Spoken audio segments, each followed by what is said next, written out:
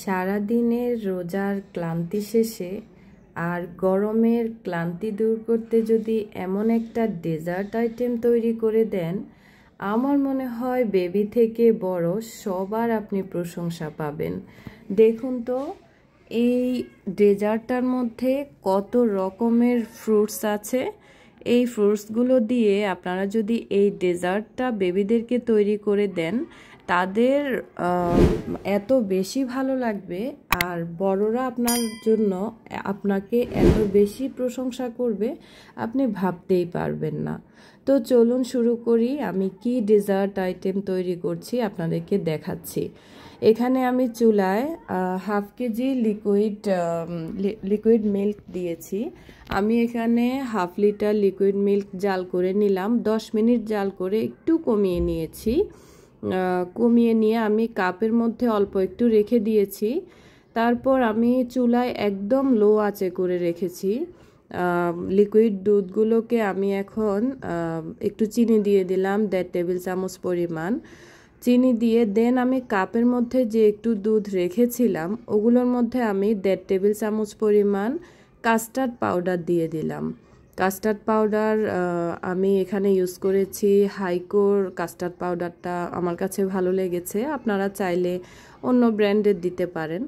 তো চুলার মধ্যে একদম লো আছে লিকুইড মিল্কগুলোকে আমি রেখেছি, এখনও চুলার আগুন অফ করিনি। আমি 1.5 টেবিল চামচ চিনি দিয়ে দেন আমি যে কাস্টার্ড পাউডার আছে ওই কাস্টার্ড পাউডারকে একটু দুধের মধ্যে গুলিয়ে দেন আমি দিয়েছি। কারণ আপনি যদি চুলায় ডিরেক্ট কাস্টার্ড পাউডার দিয়ে দেন তাহলে কিন্তু দলা পেকে যাবে। আচ্ছা, তারপর আমি একটু লবণ দিয়ে দিলাম। লবণ দিয়ে সামান্য 1 চিমটি লবণ দিয়ে দিবেন। লবণ দিয়ে দেন আমি 2-3টে বলক আসার জন্য ওয়েট করেছিলাম। 2-3টা বলক আসার পর এখন আমি ঠান্ডা হতে দিচ্ছি। একটু নেড়ে চেড়ে ফ্যানের নিচে রেখে দেন আমি নর্মাল ফ্রিজে 10 মিনিটের জন্য রেখে দিলাম। এই ফাঁকে আমি ফ্রুটসগুলোকে রেডি করে নিব। ফ্রুটসের মধ্যে সবচেয়ে মানে যেটা প্রয়োজনীয় সেটা হচ্ছে কাস্টার্ডের মধ্যে কলা, তারপরে হচ্ছে আপেল, এই দুইটা যেন থাকে আপনারা প্লিজ একটু খেয়াল রাখবেন। আর এমনিতে ফ্রুটস আপনাদের ইচ্ছে মতো, মানে যেগুলো মালটা কমলা ওগুলা না, মানে শক্ত টাইপের যে আনার, তারপরে হচ্ছে আপেল, কলা, স্ট্রবেরি এগুলো দিতে পারেন। আমি এখানে 6 রকমের ফ্রুটস ইউজ করেছি।